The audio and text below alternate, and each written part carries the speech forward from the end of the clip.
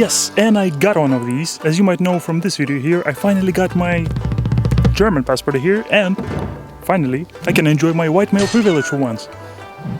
What? Too soon? But don't cancel me about my white privilege just yet, because I'm here to share exactly how I did it, because there isn't exactly much information in English on the procedure and how it works. And what I mean by that, I can extend my visa-free stay in Japan up to whopping 6 months after the initial 3-month stay granted on entry. To enter Japan visa-free, the list of countries is not exactly small.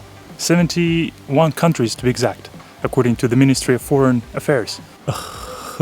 Affairs. But those with passports from Germany, that'll be me, Austria, Liechtenstein, Switzerland, Ireland, UK and Mexico, Japan lets you extend your 90-day stay to whopping 180 days, meaning 6 months, which is a perfect amount of time. This is just enough for you to get sick of even seeing ramen for the rest of your days. But let's cut the creep. This is how it works. First, be lucky enough to be a citizen of one of the mentioned countries.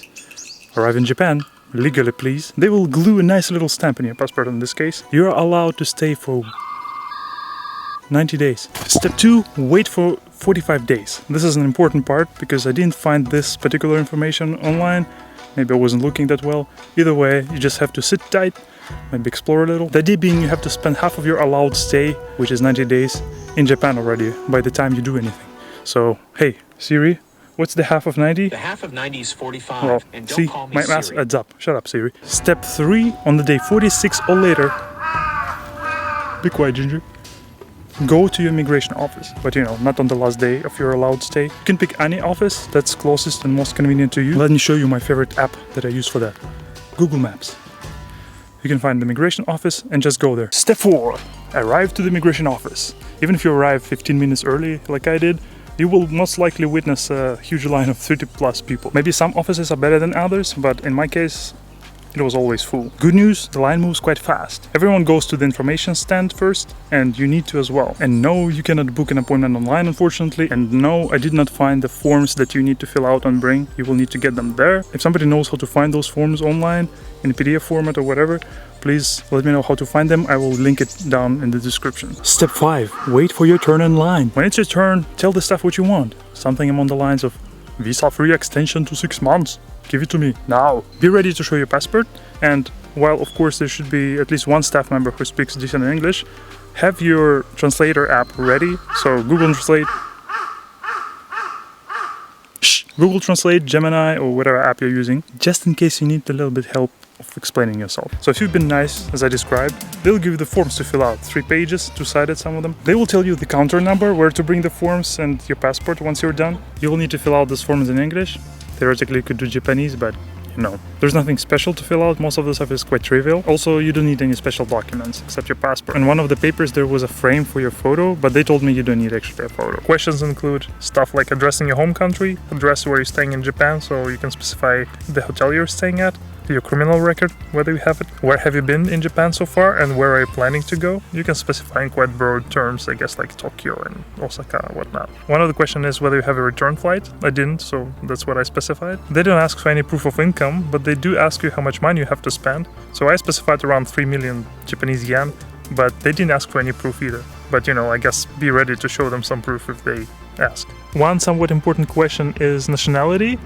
It's your citizenship, not your national identity. On one of the pages, you will have to describe in free form why do you need the extension. So I specified I want to explore more places. I specified that I bought a bike and I'm planning on doing some bike trips. I don't want to meet new people and just a couple of random places that I didn't visit yet, and cities and stuff, but without anything concrete. Once you're done filling in the forms, step 7, submit them along with your passport in the same window they ask you to. They'll give you a number that will show up on the screen, along with the ticket, which has a QR code, which you can scan and it will send you a notification, I believe an email. Since it might take a few hours, might make sense and use this option. And even if you don't find something cool like this replica of an old warehouse, it's still probably a better option to sit at a nearby cafe than, in that cramped room full of people. If you're lucky, you'll find something cool like this 600-year-old tree, but, anything works. When it's your turn at the counter, they will confirm that your application has been approved. I don't think they have a lot of reasons not to approve your application, unless, we've been trying to join Yakuza or something. As of 2024, you'll have to pay 4,000 yen, and the procedure is quite interesting. Yeah, you do have to bring cash, but there is more to it. At the counter, they'll give you a piece of paper. They need to bring back with something like a post stamp that looks like a post stamp that you need to get somewhere around. In my case, it was on another floor where you have to pay in cash. No credit card, no Pasmo. In my case, it was just cash.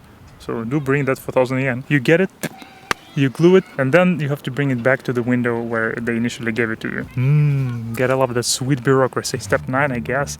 Go back to the initial counter where they gave you this side quest. Wait there awkwardly for 5-10 minutes until the person shows up. They gave me back the same number they gave me in the beginning to wait for this number to show up on the screen. So after waiting some more, I was finally blessed with the permission of staying in Japan of total 6 months.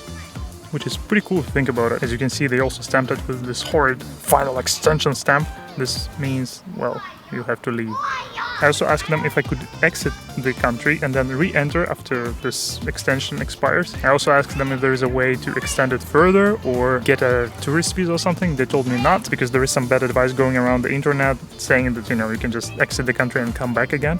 Well, if you don't want to get stuck in the airport looking for super expensive flights out of the country, I would advise against that. And why? Because after I asked them, they consulted to some kind of a senior dude there and they confirmed, yeah, that maximum stay in Japan is 6 months a year on this kind of scheme. So if you want to stay longer, gotta get a job, I guess, and get another kind of visa. And that's how I extended my stay in Japan.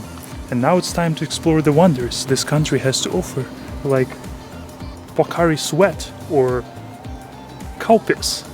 But that's a story for another time. Meanwhile, you can check out my other videos, like what people think of freedom here, for example, or what are my first thoughts on Japan. Check it out here. And as you might know from this video over here, I finally got my German passport here, and might as well enjoy my white